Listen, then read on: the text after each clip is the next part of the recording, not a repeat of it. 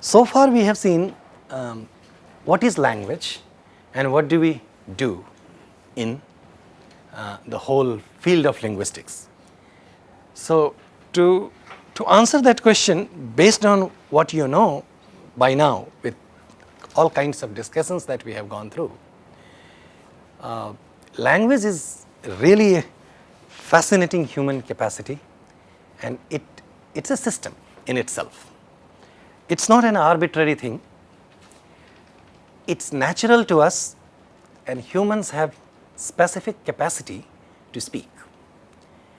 That capacity is rule governed, and it happens to us. Okay? All aspects of language, all kinds of rules operating under language, and all aspects, meaning whether it's a phenomena of human mind or whether it's a social phenomena, whether we are looking at rules of sentences, words and sounds, or rules of language use in society. Broadly speaking, e-language and I-language, that is external language or internal language. All kinds of aspects related to language that we study is going to be the domain of the discipline called linguistics. This is what we have seen so far. We started looking at what is it that happens to us when we end up internalizing this whole phenomena without realizing much about it. What is it that, when we say language in a way develops in us, it happens to us. It's just like a child grows incrementally, language develops. This is exactly what we are looking at. We'll look at it in a little bit more details and continue looking at some more aspects of it. So this is the particular scheme of language acquisition, which is every human child is born with this capacity to acquire language. Okay? There are lots of questions related to it. Why do other species not have language? Do they really not have language? Do they not communicate with one another? There could be lots of questions related to this aspect. The moment we start saying every normal human child is born with this capacity to learn a language. To put everything aside right now, all we can say is A, we are not talking about other species, and B, we don't know much about other species. And we cannot blame anyone for that because we don't know much about human language, right? Remember some of the questions that we raised when we were talking about connections between language and human mind? We really don't know which part of human mind actually functions for language. Neuroscientists with lots of efforts kind of know that specialized set of neurons are responsible for different kinds of activities. But we don't know which set of neurons are responsible for language. We don't know whether there is a set of neurons that is responsible for language or not. Okay? So the point is, we don't know much about human language. So if we don't know much about language or communication system of other species, this is not a big surprise. We should, but if we don't, what can we do about it? So all we can say, we don't know much about other species, therefore we are not talking about them. We are not saying that they do not have conclusively. However, some linguists, some people studying language can tell you conclusively that either they don't have, you understand the meaning of they, either other species do not have language, or if they do, that system is very limited in its functioning. Okay? That is like when dogs bark, that has a very limited function. That could be interpreted in couple of ways. It's like traffic signal. When we have the red light, it has a particular interpretation, and when you have a yellow light, it has a particular interpretation, and when you have red light, it has a particular interpretation. So that's also a language in a way, but those are limited in their function. They are similarly, communication system of other species are probably limited in their function. But I would like to take a position that we don't know much about that. Therefore, let's not even worry about that. What we know, or what researchers have tried to understand, is what happens to humans. Okay? And in that we say, this is the beginning point, which is of course hypothetical, as I have told you last time, that human children are born with this capacity. That's point number one. Point number two, that capacity is called language acquisition device, which is not a physical device, it's a hypothetical thing. And this is what we mean when we say we are born with the capacity to acquire language. So we are born with this language acquisition device. This device happens to have two things, two parts of it. One is principles and the other is parameters. And languages are structured around these principles and parameters, which we are going to unfold and see very soon with various different examples. What else happens to this is the set of principles and parameters together is known as universal grammar. And that universal grammar refers to knowledge of all aspects of language of humans. That is, all languages of the world could be hypothetically part of that universal principles of language, which is embedded in language acquisition device. All right? Making sense so far? And then,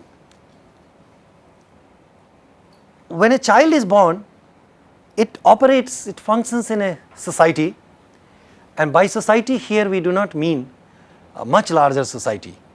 Whatever the child interacts with, and that child acquires the language of only that society.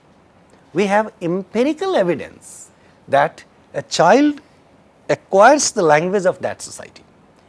Based on this empirical fact, what again has been proposed, that the input the child receives from that immediate society functions as a trigger to language acquisition device,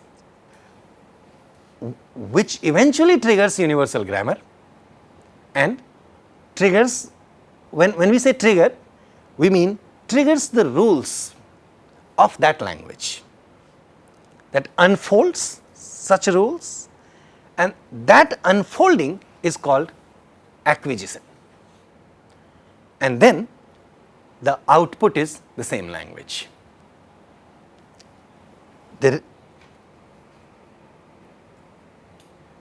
A child is, based on this hypothesis, based on this functioning of, based on this idea of language acquisition, we can say probably a child will be able to acquire all the languages of the world. Can we say that? However, there has to be a condition for that, and that condition is, if I speak Telugu only because I grew up in Telugu speaking area, my immediate society was speaking Telugu, So, if I grew up in a society and my society was speaking all the languages of the world, then I will be speaking all the languages of the world. Only on the basis of that point, it can hypothetically be said that a child will be able to speak all the languages of the world. And this is not a small claim that this hypothesis, this acquisition principle is making. This is a very tall claim. The strength of this tall claim is it's not empirically falsifiable. We cannot falsify this claim. Why? Why can we not falsify this claim? Because no one has experimented with it, and there is no such area also where it happens. It's not possible for anyone to show a particular area that, look, this area speaks all the languages of the world. But children living in that area do not speak all the languages of the world. Get this? Therefore, this will not be falsifiable. Okay? And however, on the other hand, we do see that if a child is growing up in areas like Delhi, the child easily speaks Hindi, Punjabi,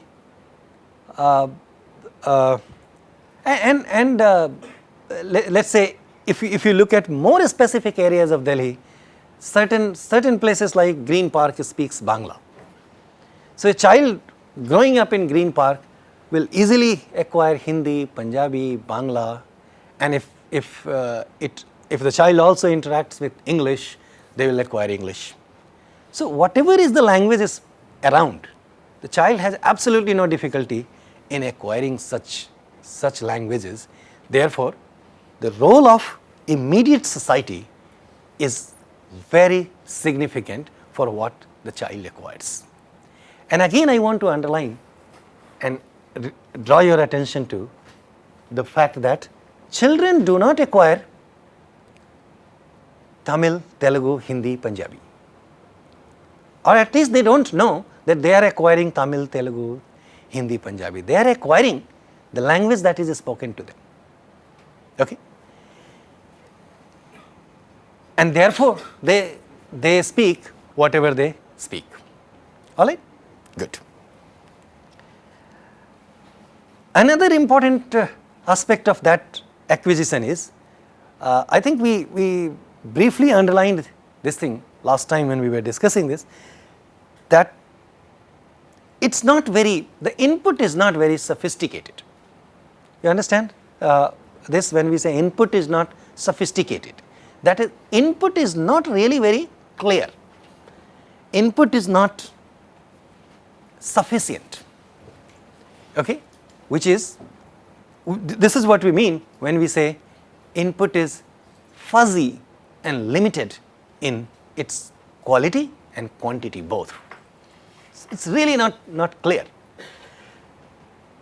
However, when the child starts speaking something, it is perfectly grammatical and infinite. I am going to send you a paper on this particular aspect, and I would like you to take a look at it. It's an easy reading by Ray Jackendorf, which takes you through several steps of language acquisition and how a child incrementally starts developing language. There is a claim in that paper. It's part of a book which is about biological foundation of language. In the time frame of 18 months to 24, the total strength of vocabulary among children grows from 70 to 100 words to 10,000. 70 to 100 at the age of, let's say, 17 or 18 months. By the end of 24, or there is no hard and fast line of 24, 25, 26, the amount is approximately 10,000. Does this not sound surprising? So, and that he brings as an evidence that the output through different stages, and when we move to a particular stage, really becomes infinite. And then it keeps growing and growing to the extent that we don't even know how much we know, how many things we know about language. And then when a child starts speaking, we continue and never stop. That's the meaning of infinite. Grammatical simply means, what's the meaning of grammatical here? Can someone say? Can someone tell? What's the meaning of the word grammatical that you in general understand? Anybody?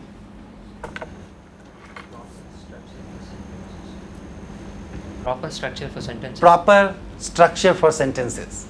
Good words, right?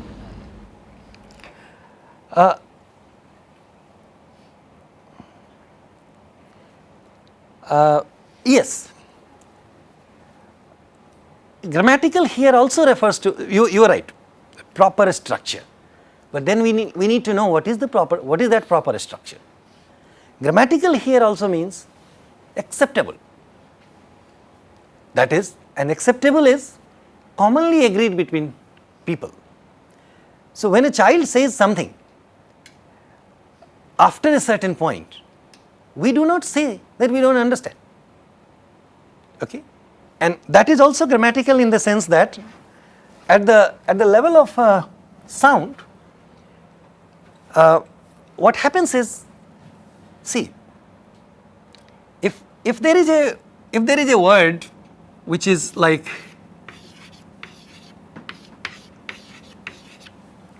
okay, see this thing? This is a word like papa. Through these kinds of things, what children figure out, and this is what refers to underlying patterns, is this pattern, that a word requires a consonant, a vowel, a consonant and a vowel. Okay? You will not find any child saying things like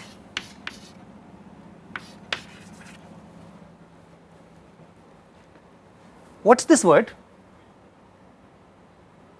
Anybody? You don't know. Can you say this word at least? No. Do you know why you cannot say this word? Does not have a vowel. Right? This word does not have a vowel. Now, what I want to tell you is, children do not learn, I mean, of course they learn papa, but what they are not learning is, not individual words. What they are figuring out is the underlying pattern of word formation. That is, and again, this happens on the basis of this limited input. As I have told you just now, that until the age of 18 months, whatever a child goes through has only a limited vocabulary of, let's say, 15 to 20 to 30 to 70 words. It jumps exponentially at a particular stage during a particular time frame. Now, that gymnastics is not that important. What is important is, what happens is this. This is cleared, that you cannot have a word which does not have a vowel. Okay?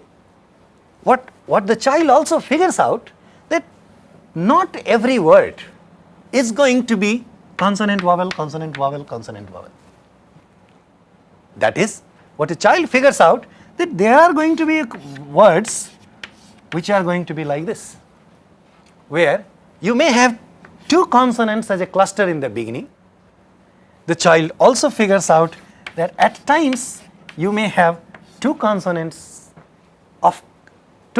as a cluster somewhere in the middle of a sentence, and then probably we may have a cluster at the end of it too. However, again, based on the same input, which is for every child of every language, of every place on this planet, input remains fuzzy and limited. But on the basis of the same thing, a child figures out that probably the language that is being spoken around me does not allow a cluster. The example that I was trying to give you last time was from Punjabi, that Punjabi speaking children who acquire Punjabi or are growing up in Punjabi speaking areas try to simplify clusters even from the languages which may have clusters, and therefore words like school becomes sakul for them, or they end up saying sakul. Words like scooter becomes sakuter. Get it? So they have figured it out. Get this point? That's what I am trying to say. That the input is limited, fuzzy, output is grammatical. So when a child says the word like papa, it's a perfectly grammatically acceptable pattern of word that the child is producing. Right now we are talking about pattern of grammaticality at the level of word, but the similar kinds of patterns are visible at every stage. Okay? Grammatical also means sakuter, and this is important for me to underline to you here, that when a Punjabi speaking child says sakuter, this is a grammatical pattern for them. Is this making sense to you? Why is this a grammatical pattern for them? Because it is acceptable in their society. it's acceptable pattern for them. Get it? Therefore, grammatical does not refer to what I think is right. Grammatical also refers to acceptable patterns. And then there are overlaps between grammaticality and acceptability, which we will get to some other time. Okay? Along with the paper from Ray Jackendorf, which you should read, which is a nice reading, you should be done. It's a very interesting reading as well. You won't stop reading it if you are interested in looking at how development takes place. I'll also send you the book that has these things in it. Lillian Hegman's book on government and binding theory, which is about principles and parameters. Okay, I didn't find it on the library website, and if it is available, it was showing one copy, but it must be somewhere. But I'll send you the electronic copy. Please keep that copy, and not only just keep that, keep reading that as well. Okay, all right. Now, so moving ahead from here, we have seen these things in the sense that language learning is really not very complicated for children. It happens normally. It happens on its own. It does not take much of effort. That's exactly what we mean by language learning is child's play. And what I do want you to understand, that there are some key words that are important here. Key word is effortlessly. There is no effort that is being put in it. Okay? It happens without specific instruction. Okay? These are the two key points in language learning. When a child is learning a language effortlessly, without any instruction, based on limited input from the environment, output is infinite and grammatical. The role of human mind, that is language acquisition device, that is universal grammar and its components as principles and parameters, are responsible for this. Before this theory, before these principles came into existence, people did not pay proper attention to the role of human mind in understanding language, in acquiring language. All right? Okay. This is why we say language learning is a special type of cognitive ability. This is the things that we have discussed, that we learn other kinds of things like singing, swimming, dancing, flying, and various other things when we are grown up. Therefore, there is a clear distinction between language and everything else, and on the basis of that we say language as a specific, special purpose cognitive ability. All right? Just now what I told you, people did not pay much attention in the acquisition of language, and particularly the role of human mind in it. So they simply believed that we learn through practice, and this is referred as stimulus and response. So you hear something, that was called stimulus, and when you respond to that, learning takes place. So a child listens to the word papa and it says papa. It finds out kaka, says kaka. Mama says mama. Keep saying these things, you learn this. Now, we are not trying to laugh at this thing. We are only saying that this was based on limited observations.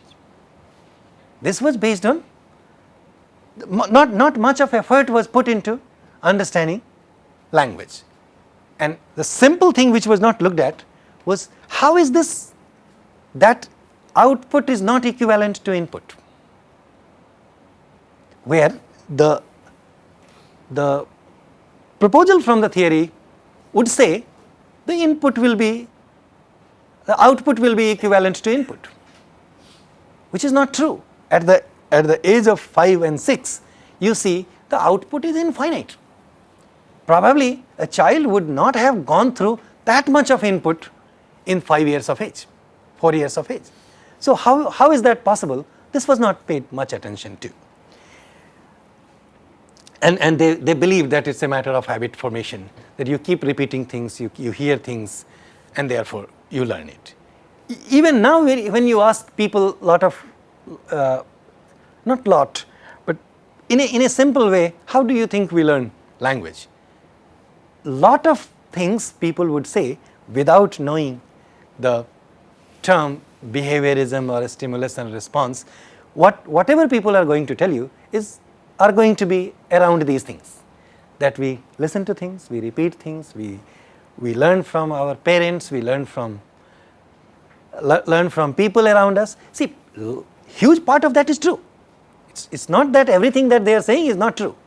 The only thing that people were not paying attention in this was the role of human mind in it. And therefore, when people started looking at the role of human mind, that is called a lateness hypothesis, where you have seen how it works, and then it becomes really a critical thing. And therefore, you must have, I can't say heard, but you must have studied that human mind is different from minds of other species. One of the ways in which it is very different is language, that we don't know much about. That is the part of human mind responsible for language learning, that is, which part of it is responsible for language learning, is something that we don't know.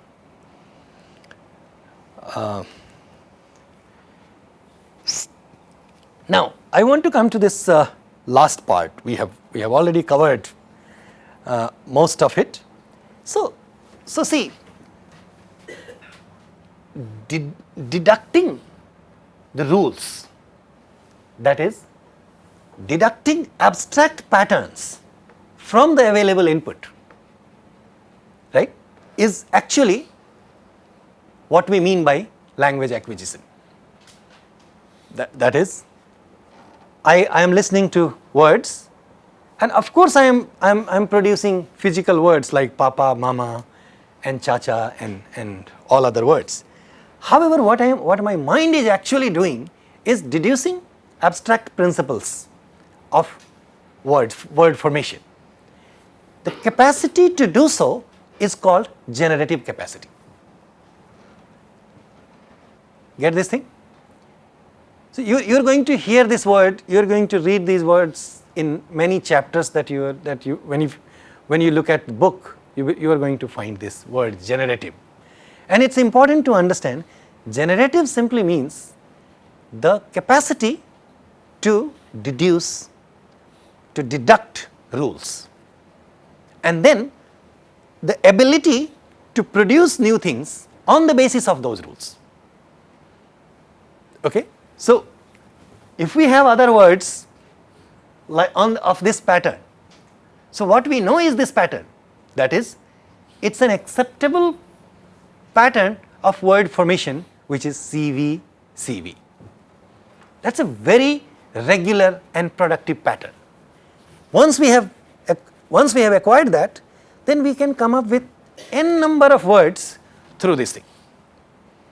Every word, every sound that you are going to fit into this, every set of sounds that are going to fit here are going to be grammatical and acceptable pattern, may not be in one language, but definitely in some other language. So can you come up with a word on the pattern of this, which you may not have heard so far?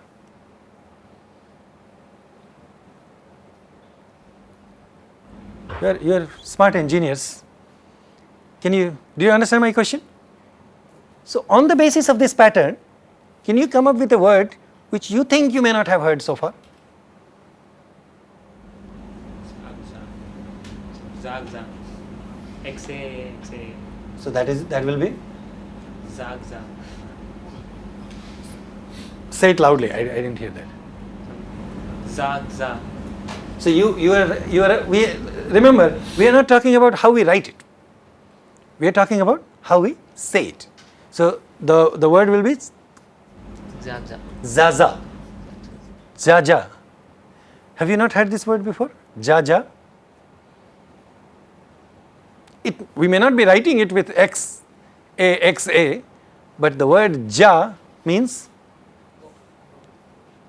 go, and Jaja means something of that sort, right? We have heard that word. You can do much better than that. Try it.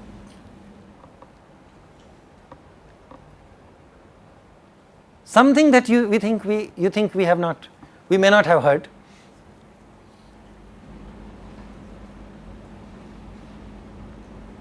Now, let me keep telling you while you are working on this, and the moment you come up with that, raise your hands, and I want to get that word.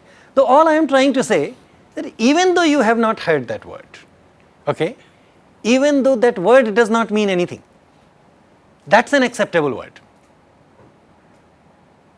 Okay, and it's likely that that word will acquire some meaning someday. Not necessarily it will acquire, but it's a possibility that will acquire some meaning someday.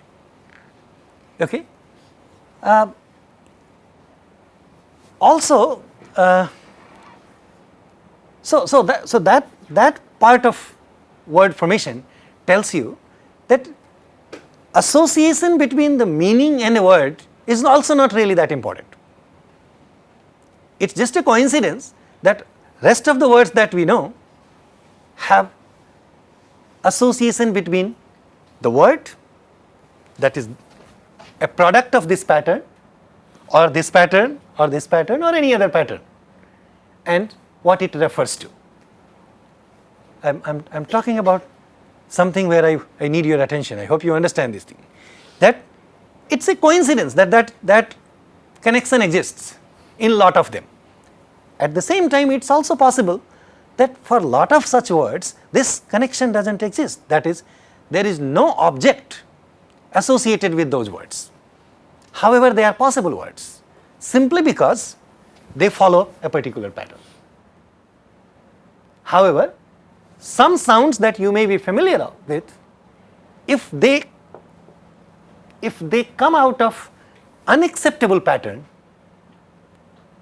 that is neither going to be acceptable as a word, and therefore it's almost negligible as a possibility that will acquire any kind of association with any object or that as a word.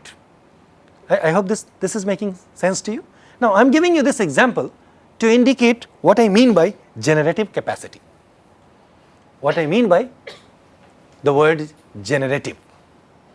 The word generative simply means the capacity to deduce, to deduct rules, the capacity to understand patterns, and the ability to use that pattern for new words.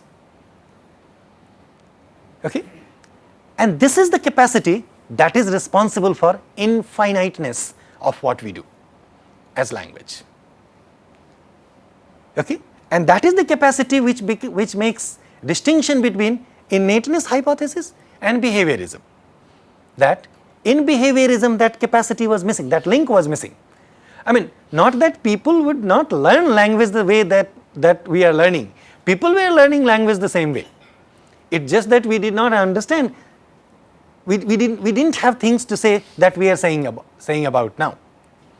Okay? People were learning language the same way. People didn't care whether you call it behaviorism or innateness. They were learning the same way ever since. It's just that we didn't know that how does this happen that we have this infinite capacity to come up with words. The only thing that innateness hypothesis has done is it helps us understand that it's our generative capacity that is responsible for any word, any sentence that we may be speaking. In fact, we can also come up with words that may not have any meaning, but may be acceptable pattern, maybe acceptable word, right? I hope this generative capacity is clear to you. We'll be giving lots of examples of such things. You didn't come up with a word of that sort? It's okay if you didn't come up with that word. Work on that word, okay? Which you may not have heard. And that doesn't have to be from English or Hindi. That could be from any language, okay? All right.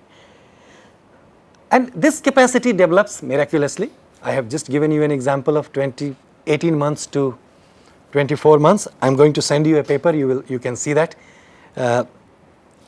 So the important claim is this generative capacity miraculously develops.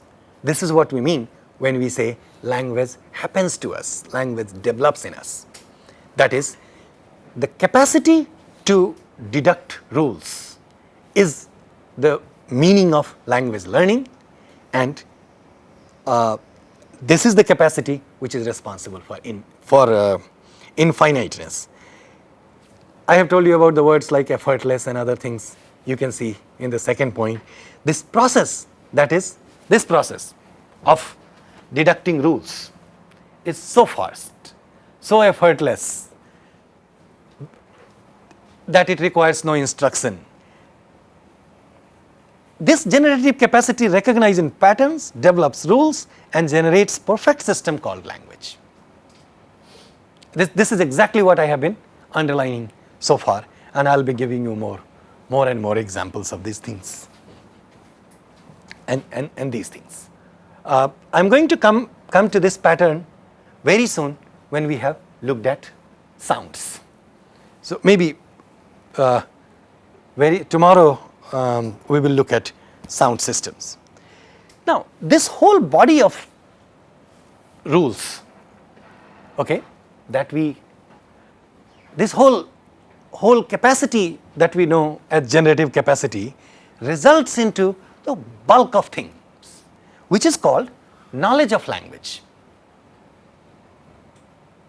And knowledge of language is under inverted quotes, which means knowledge of, when we say knowledge of language in the field of a study of language, we do not mean the knowledge of Tamil, Malayalam, English or French. We mean the knowledge of these rules, the knowledge of rules that are responsible for infiniteness.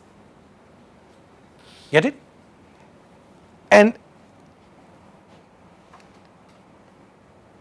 that rule refers, that rule also means that, see, we know all those rules.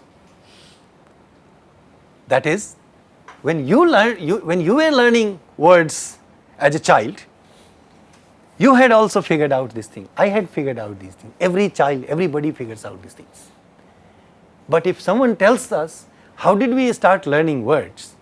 It will not be possible for us to tell them, the first I figured out CV pattern. In fact, we cannot even list all the sounds, forget about abstract rules. So, knowledge of language has this specific thing, which is, of course, it's an outcome of universal grammar, universal principles, parameters and all those things, but this is the specific thing that we need to know about it.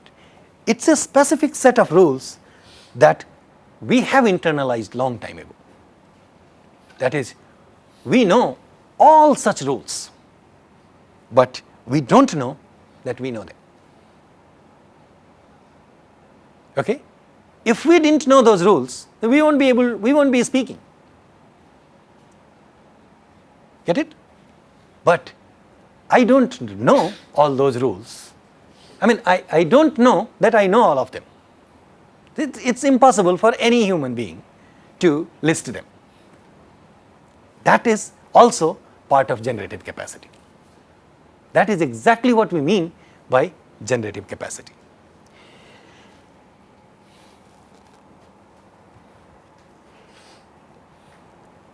Look at the second point, third point rather, here. Does this sound okay to you?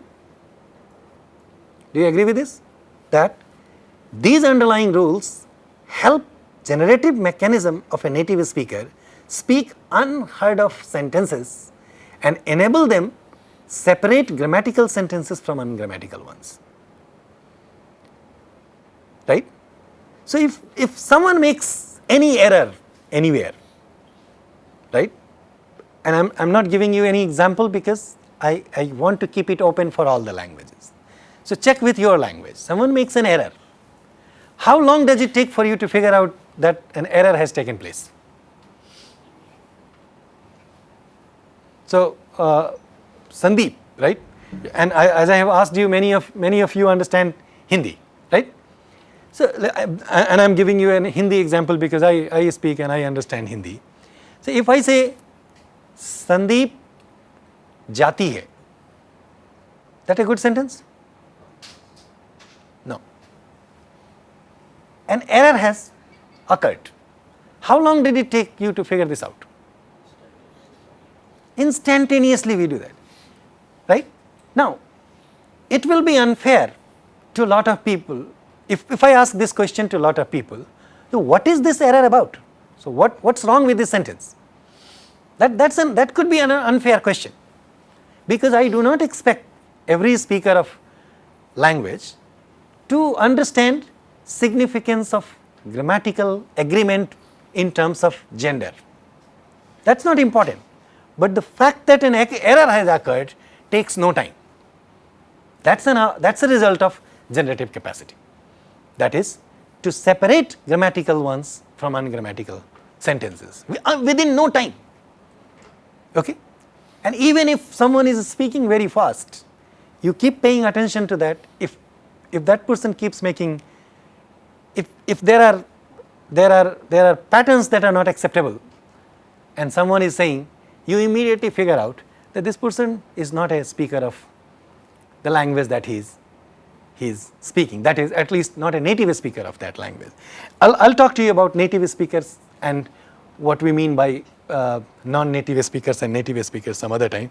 Right now, I want you to understand these points that I have highlighted for you, and also, okay, I'll come to that in a moment. So,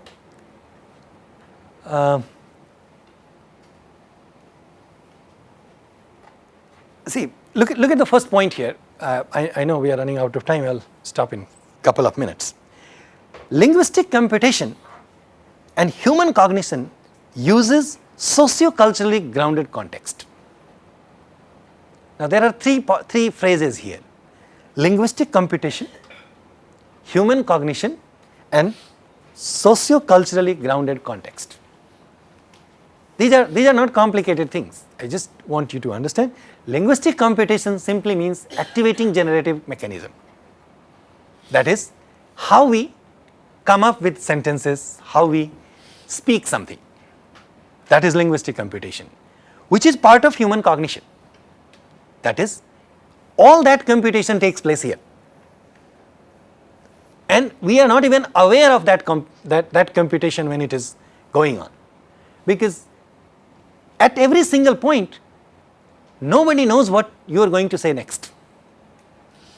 That is, I don't have a sentence for the next moment. I come up with this sentence instantaneously. Okay? So, these two things have great coordination between them, human cognition and linguistic computation. However, what is important for someone to be able to speak properly and to function in society with the explicit knowledge of e-language is not just these things, but also socio-culturally grounded contexts. That is, what is appropriate and what is not appropriate. Remember the other day I asked you the example of how do we say when someone dies? There are different ways of saying things. One is acceptable, the other may not be. One may be appropriate, the other may not be appropriate. Right? So, what is appropriate is acceptable, what is not appropriate is not acceptable. Now, not necessarily what is not appropriate is ungrammatical. Get it? What may not be appropriate, may not be acceptable, but may be grammatical. So, grammaticality is not the only condition for acceptability and appropriateness. When we put the coordination between grammaticality, acceptability and appropriateness, that is part of what we know as socio-culturally grounded context. My point here is, first two parts, linguistic computation and human cognition, refers to I language. Socio-culturally grounded context refers to e-language. Now, my point here is both are part of generative mechanism. That is, we do not learn about appropriateness and connection between grammaticality, acceptability and appropriateness separately. They come together. Get this point? Should not be very difficult. Therefore, all of them are part of generative mechanism. All right? And the knowledge of language that grows in human mind is not an outcome of stimulus response that I just told you, that is not part of behaviorism. Rather, it is part of generative apparatus as a special kind of cognitive ability. Okay? And third point is not really that important for us. I mean, it's an important part, that knowledge of language has got serious consequences for learning and teaching, where we need to understand what knowledge of language actually guarantees is that continuum. That why it's difficult to name a language, right, which is part of external language. Remember the continuum that we have talked about? Knowledge of language, in that continuum is embedded in knowledge of language. So, names of languages as external manifestations are our creations. What we know is just language. Okay? I will stop here and we begin talking about sounds tomorrow.